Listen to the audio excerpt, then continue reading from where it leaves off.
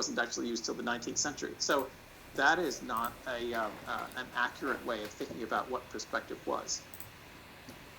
This is from a Renaissance treatise showing the observer looking at an object with a linear perspective picture on a big plate or something, big glass waiting for the plate stream to start. This is kind of a test stream. Place in Also, space, but the author there's a lot of talking happening. Didn't talk that way because nobody talked that way. No one thought about Euclid in that way, as Euclidean space. We're here with the lecture with James Elkins at USF. In the 20th century, to be rational, I had some sound problems, so we're here a little late. Single geometric point. See, in that picture, it's the eye, typical eye in perspective. Basically, but again, I have a thing that captures the desktop audio, but it wasn't capturing only Chrome for some reason. So there's some type of weird way that it handles audio. So I'm just having the audio come out of the computer. Don't know if you can hear it that great. Don't care. So as you can see now, to catch you up, he's talking about this triangle here, and how light travels through a prism, hitting this. It's kind of like extended even space travel, and it certainly did enable the development of photography. It's glitching out. Camera Lucida, one of the projectors. My video card. But the values placements are only stressed in later texts. The cultures my that CPU is fine. China and India and the Americas and so on, don't participate in this at all. So, back to the Italian Renaissance. Well, we're already having technical difficulties. It's surprising to note that the word Great, came back. As you can see, this is kind of like the double slit experiment, where they send electrons through a slit and they go different ways. That's this, but with art. Let's listen in, shall we? Didn't need to talk about space. They talked about forms instead, like drawing. They talked about the things that they were drawing and the buildings that they were designing. So you get in Renaissance perspective treatises like this one. What's fascinating for the readers and for the person who did it was the technical ability to draw in this case a spiral staircase. You can see there's like a Leonardo da Vinci drawing space, and there was no use of itself. It's abstract, and it's also a simple example, but it's also a very difficult, very hard problem to think about. It's like basically just like a ball on top of like some like shapes that he like did in Cinema 4D or Maya. So the idea that space is universal, thing that's transcultural, that has a history, and actually it goes mainly to Immanuel Kant. This is where he's going to bring up Kant to sound like he's smart and like knows philosophy. And he probably, I think he is smart. But like, you have to bring this type of stuff up to prove that like, okay, he's bringing up Kant. Okay, he's legit. He's legit. He meant, for example, in the case of time, it's our ability seconds. Maybe not so accurately, but we can all count seconds. You can close your eyes and you can count 1 second, 2 seconds, 3 seconds, up to a minute. Well, Kant's question to himself was, how does everyone know how to do that? How is it that we have some mind that lets us mark a second, a moment, and then think, okay, here's sort of an interval, and there's another moment to remember it. Live streaming, live commentary on the lecture with James Elkins. To think of ourselves as being in one spot, to walk forward, to left, and keep track of where we are, and so on. He called these intuitions. Kant was enormously influential, and echoes of his claims can be found in art writing. Okay, I had to do some promotion there. Space is neutral and foundational as an element of experience. There were, since the late 19th century, there have been interest in ways of depicting space other than using perspective. And I'll give you a couple of examples of that by way of leading into the non-Western at the end. So one of the first people who did this was a mathematician named Guido Hauck. So you can see here, he's kind of going like really in depth into it. He's like, right now he's like losing the Zoom audience. Like, he's losing me. It's like, okay, we get it. Kant, space, he had the globe, Universal Studios, the ball, the globe, Universal, universe. Obviously, the universe is in space. We get it. Let's move to the next topic, please. Like planks on the floor will seem to curve. Maybe not in the fisheye lens kind of picture shows you, but this is something that happens all the time.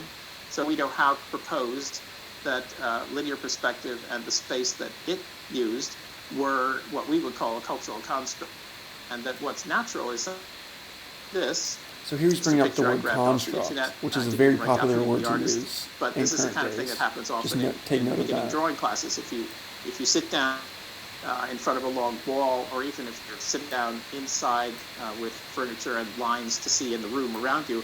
And if you make a drawing that includes a large angle of what you will find that your drawing curves like things that in real life don't curve. So how I don't like that I made my OBS really small. So like instead of my screen, I don't like this. It's too small. In the way that we have been talking about it, because it's different than what was imagined in the Renaissance. Let's move to the next topic, please. There are other reactions. Am I muted? Are they hearing me in this? Another one is the art historian Erwin Panofsky, who used this is like theories, MC Escher, how the steps of what he called kind of go into other steps. Space. It's kind of like that. This is a kind of, it's hope everyone can hear me okay. Actually a useful, hope everyone can hear the lecture okay. What he meant by that was, it's the lived, embodied experience of space, which is often. He broke up there. We missed his message. And you look at and then you go to put it back again. It can look as if the space that it occupied is too small for it. A psychological thing, you might say. And another example that he used was a stairway. Stairs always look deeper from the top looking down than from the bottom when you look up. And maybe I need to see some data on that. We have that we might fall. It makes them look like they're farther down than it was when you're looking up. Those are examples of psychophysiological space. You could measuring, the breaking up. Lived experience verifies them over and over again. So Panofsky thought that this is like a step beyond. Look at all the people that joined the meeting. That we should really try Sydney, to think of something. Kai, Karen, Aaron, Dalton, Jack, Gianni, Sarah, Michael, Ephigenia. That's a cool name. That's a cool name. Here this is one of the first comics. Zoology. There's an Estonian biologist named Jakob von Uexküll, great name, who theorized what he called the Umwelt, the surrounding world. This better not be breaking my computer. This is using a lot of my CPU, man. It's running a Teams video. Teams is already hard and shitty on CPU. It's running my OBS stream, and it's doing the Twitch stream that I'm watching. The picture at the top shows the world around the sea urchin. There's a fish, and there's a vessel cloud. But from the sea urchin's point of view, according to Uexküll, comics are starting to get, they're respecting the art world, but like, just because this is like an old comic, it's like, oh, look at this, it's really important. Dark masses. What about new comics, guys? Hey, what about Battling Boy? Sea urchins don't see very well. What about Calvin and Hobbes? How about that? If someone's turned on their audio or something just now. Actually, a fair amount of feedback.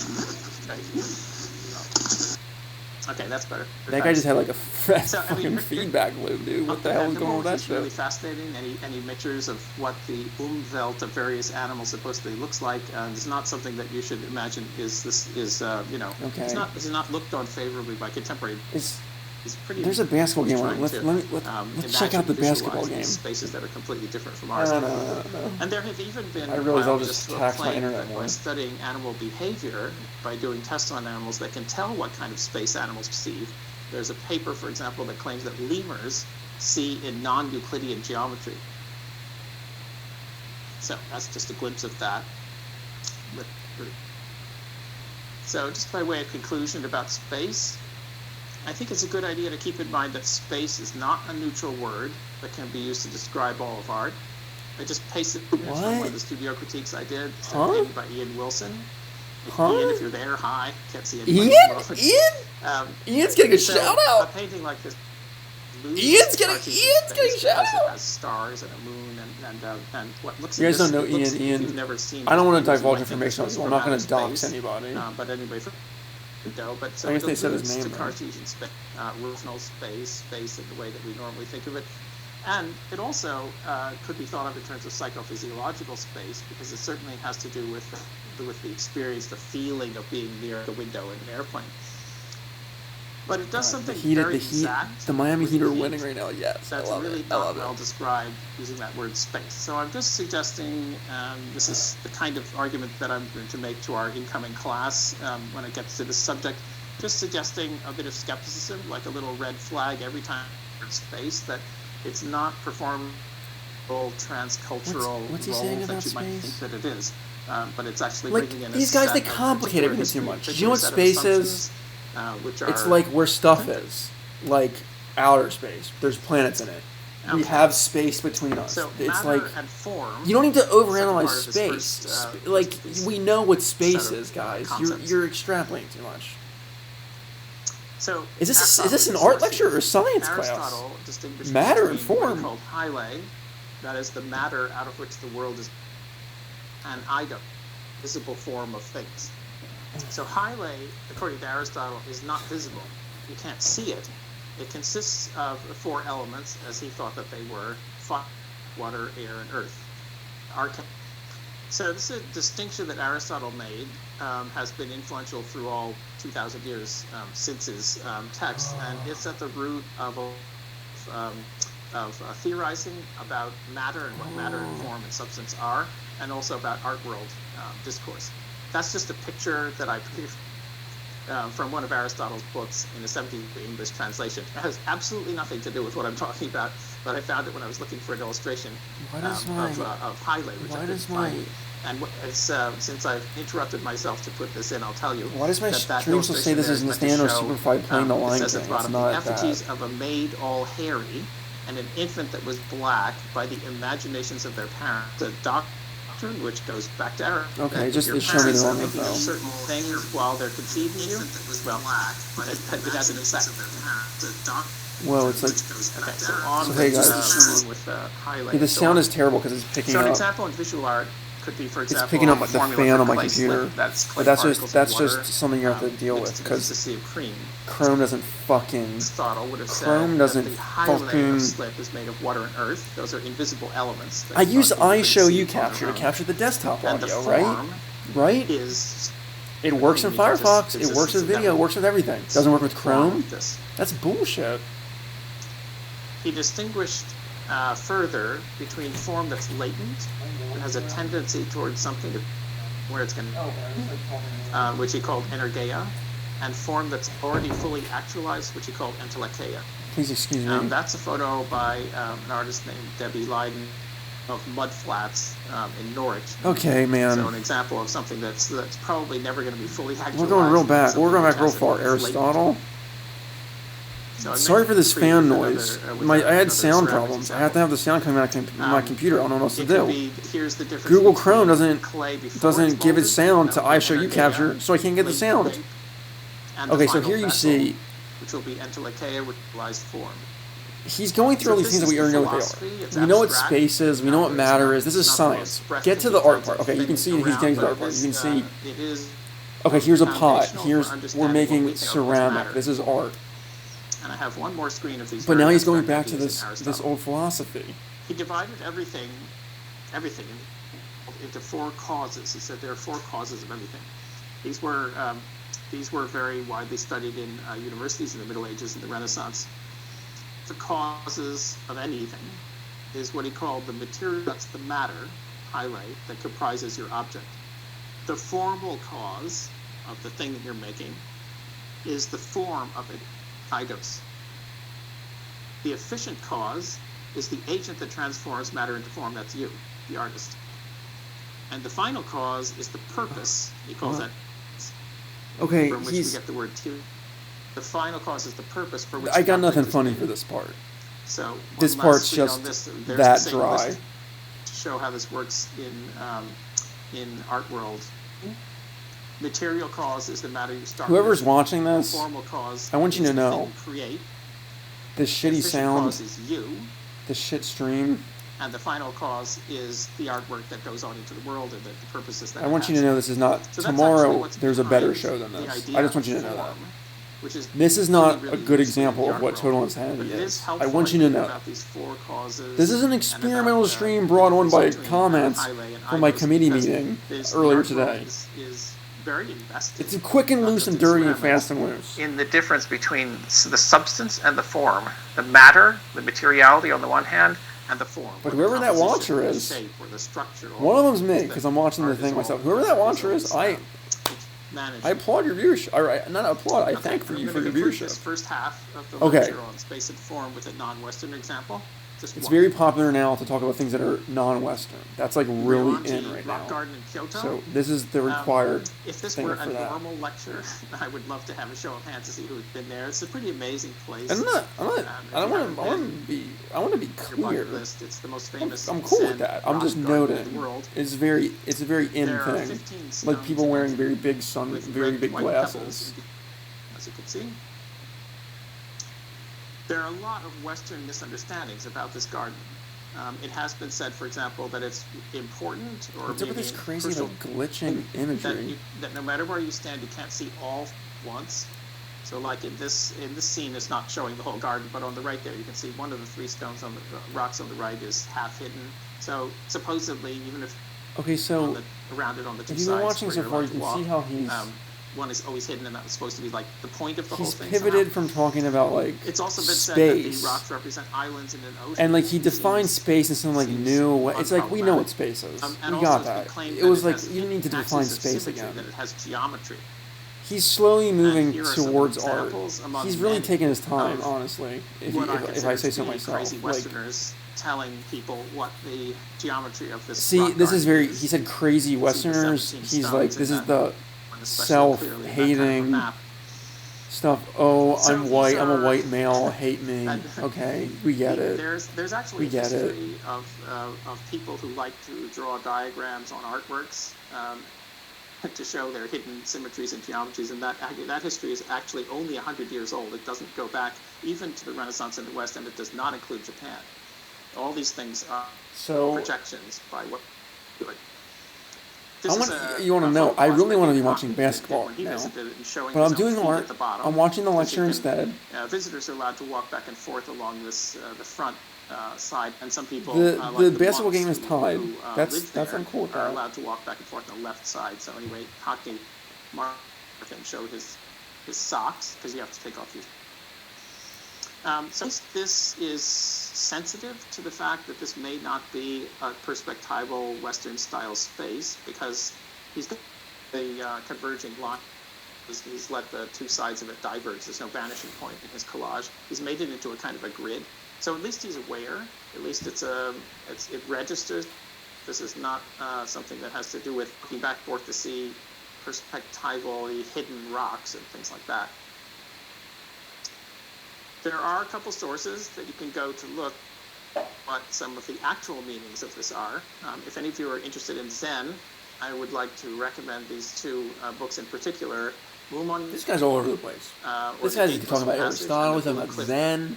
Focus. They tell me to focus on my. They tell me I need to focus. Song Dynasty. These are sources for Zen teachings that contradict these puzzles that Western scholars propose. So the salient point here is that Zen awareness of anything in life, not just Ryoanji Rock Garden. White guys also love Zen. They love to talk about Zen. Oh, the Asian mystical Zen. You're talking about Westerners, and then he's going to talk about Zen. You're going into the stereotype, buddy. When I visited Ryoanji, there was this really spectacular thing on a table just before you got to the actual rock garden. After you took off your shoes, there was this display that you could stop and look at. It was a miniature replica rock garden for the visually impaired, and the thing is actually glued down. It must have been sprayed with acrylic or something, so you could run your hands over it without ruining the raked sand on it. So the idea of this is very serious. It wasn't for tourists so much as it was for Zen practitioners who visited, because the Ryoanji is in a Zen temple. So it's a nice indication of what's wrong with perspectival Western style readings, because in theory you could run your hands over this even if you're not sight impaired. Let's double up that fuzz. Stand in front, eyes closed, and experience it that way. So it's not spatial in any easily. How much is this delay? Sense. This is an extreme example, of course. Many other cultures you would have a much harder time avoiding the word space than you would here. He's still going about Zen, space, got it.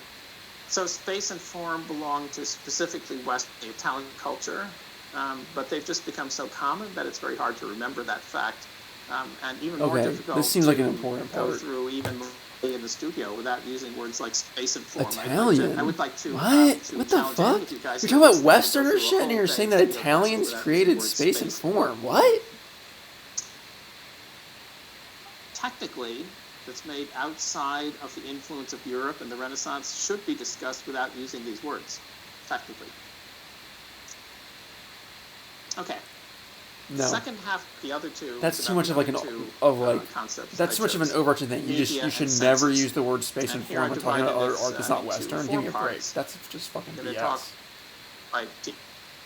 And then a bit about what's called the post-medium condition, where we're supposedly beyond media now. Okay, media. This is me. Media. Okay, I'm interested. You got me interested. With some comments on contemporary art schools. Typical media and senses. So two different themes have become entangled in contempery art. First one is media. Media, more or less. Oh, but he's probably talking about like traditional media, like paintbrushes, like painting, sculpture, and architecture, performance, video installation. Video. And that's become entangled. The idea of media with the idea of senses, sight, hearing, and smell. The senses, so 2020? What I'm going to do is talk about media first, and then about senses and why they're entangled with each other. It's important to your senses. Because places get funding. From the Renaissance through more or less the 18th century, there were discussions of what they going called back then to the like fine old arts. times. They didn't use the word media back then. Fine arts included three that we now call visual arts: painting, sculpture, and architecture. Were among the fine arts that people used to discuss. The word medium was used at the beginning of the mid-19th century as a way to talk about varieties of the arts, varieties of painting and drawing, we know for this. example. We're artists. We know techniques. this. So we're not like business people. Skip over this part. So on, those were media beginning in the middle of the 19th century. So the first thing to know about medium is that it's not more than about 200 years as a term world, but fine arts is much older. It goes back to the Greeks. In the mid-20th century, then, medium began to be used for techniques outside painting. I'm getting also some audio there from somebody. Outside. Is he getting my audio?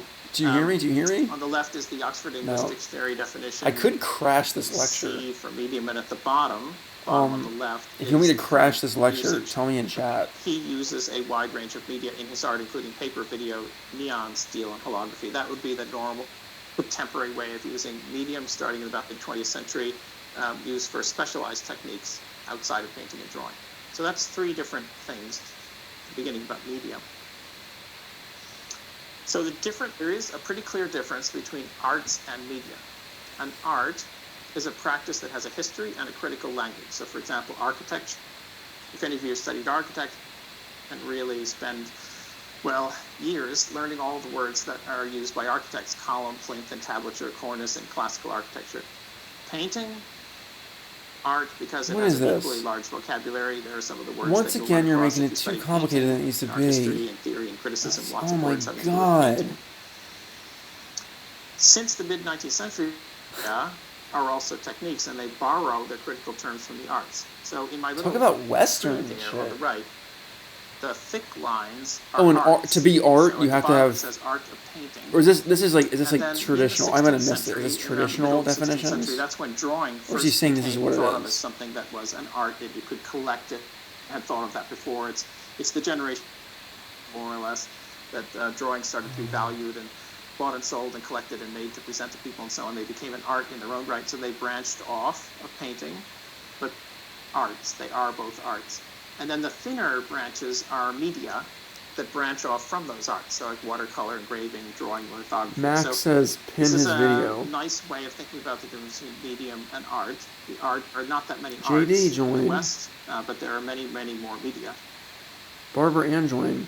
So now the combination between media and senses. My neck hurts. This is a book. I'm leaning weird too much. On Clement Greenberg. He was the most important modernist art critic, especially in North America, not in other parts of the world. Conversation. So this is a book, a big book that. How's my CPU doing? This better not break my computer. And she says it's using 207. Was interested in the art painting. Holy fuck! That is to say, he advocated for painters who were committed to advancing painting, which for Greenberg meant abstraction. Had to be self-referential abstraction. This is pretty heavy CPU load right now. Just in the flatness of the canvas and so on. That's the Greenberg line. And Jones argues here that his interest was entirely optical. Greenberg engage politics, technology, and that's it's it's a little difficult to say it that boldly, but it's basically true. So there was a tremendous emphasis on in modernist art criticism. Greenberg. That's Carrie Jones.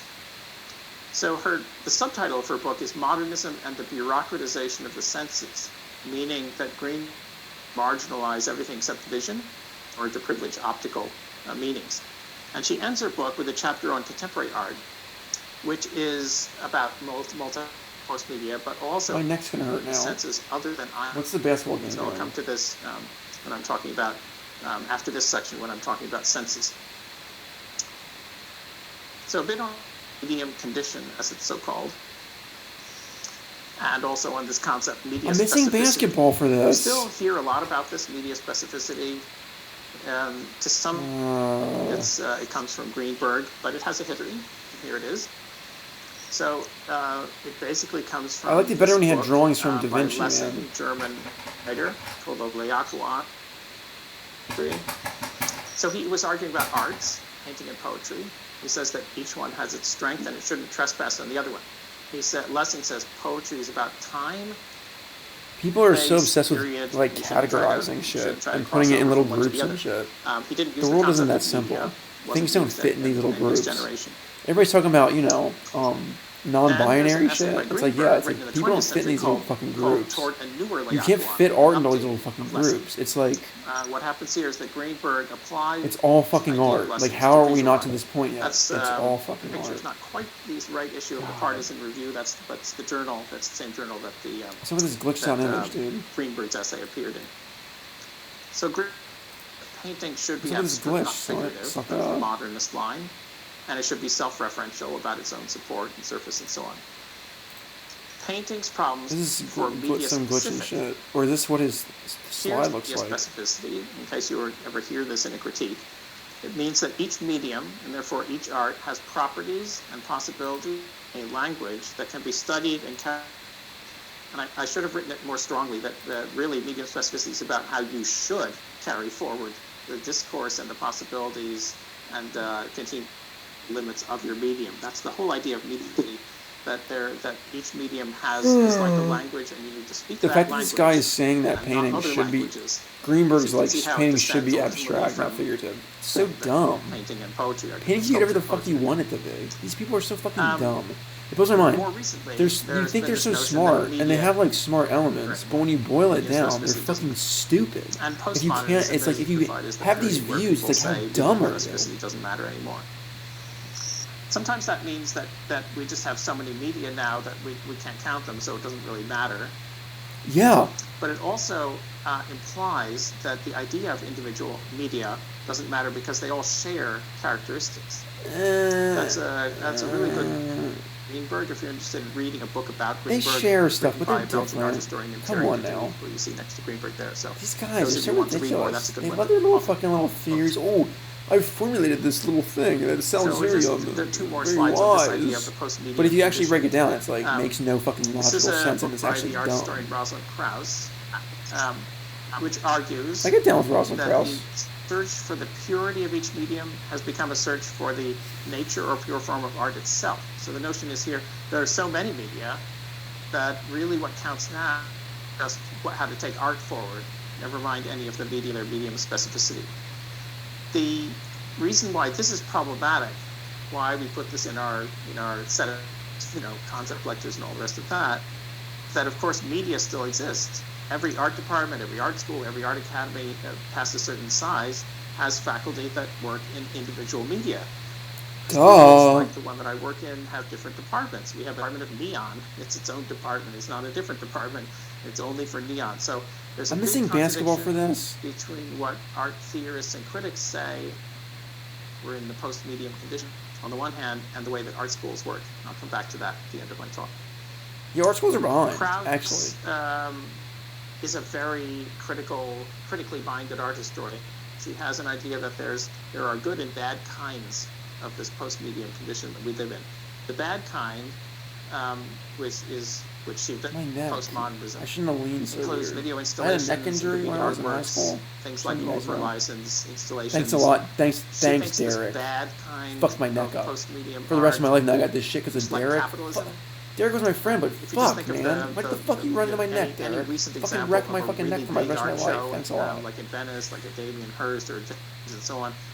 What she's talking when people like that mix media or work in a post-medium kind of a way, they're really just being capitalists producing the latest, essentially big, like Hollywood-style spectacle. Too much like advertising, she says. The kind that she likes, hey, guess she what? calls differential specificity. Hollywood shit is art still, guys. Wow. It's made from teams who want to make money.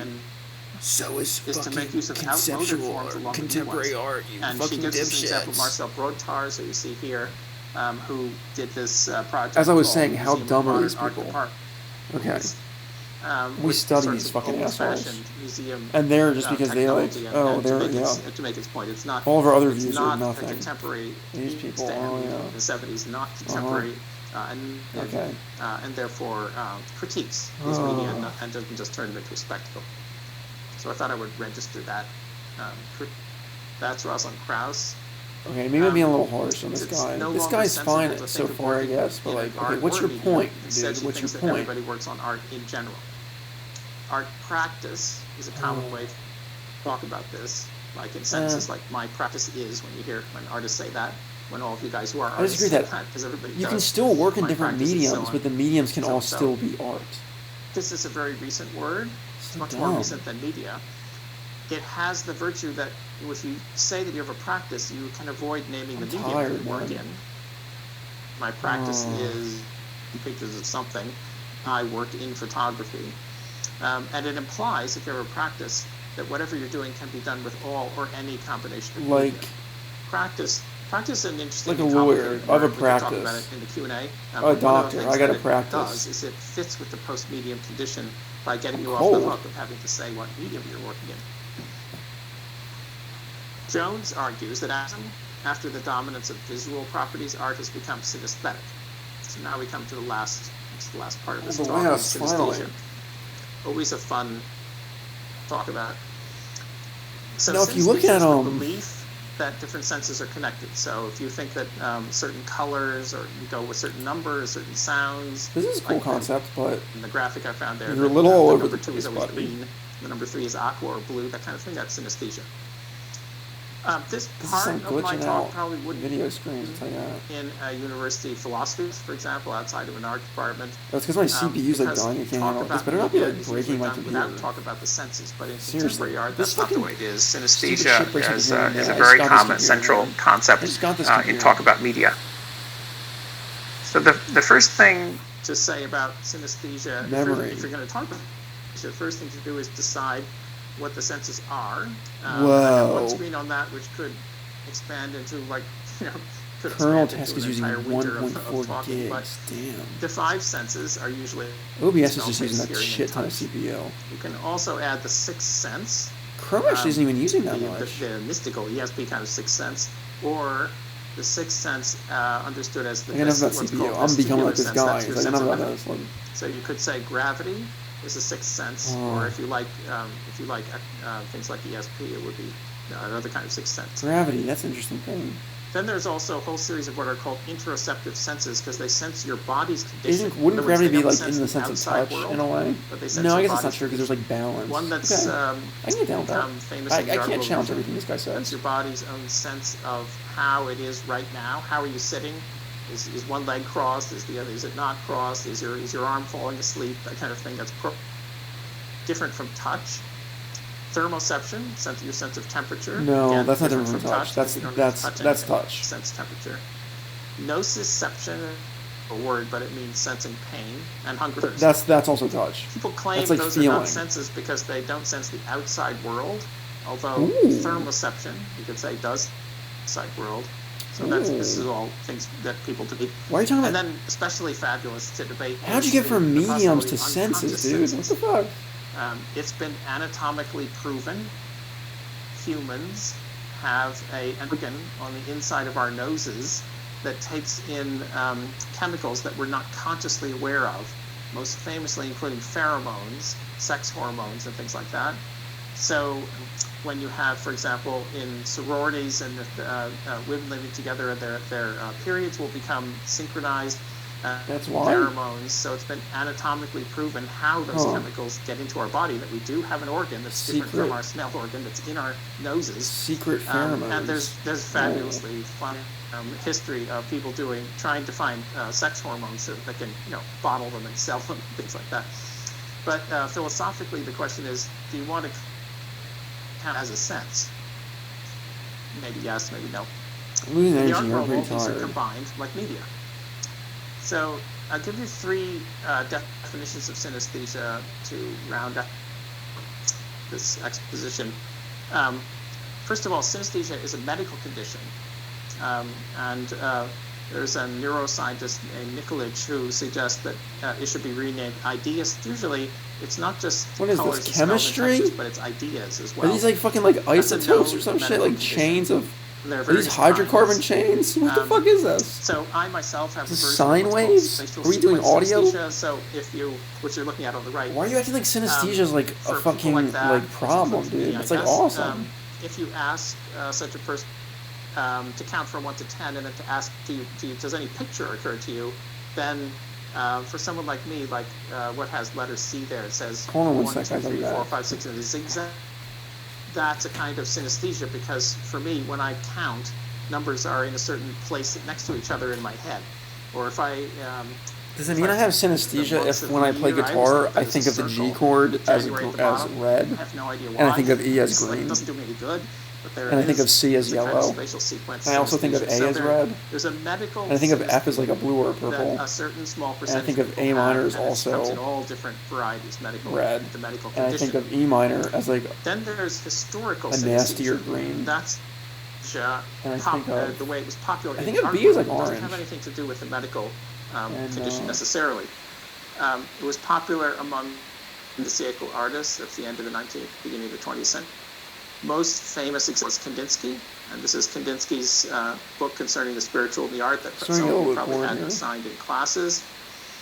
That book by Kandinsky... This might be more like entertaining if I wasn't talking over it. I'll be honest. He says yellow, the color, also it's like, what are you talking about, dude? Trumpet note in the ear. It's sour, terrestrial, eccentric, disturbing, aggressive, and sharp forms. These are all synesthetic claims. I'm worried about my computer that Kandinsky makes. And that's one of his paintings, part of one of his paintings on screen.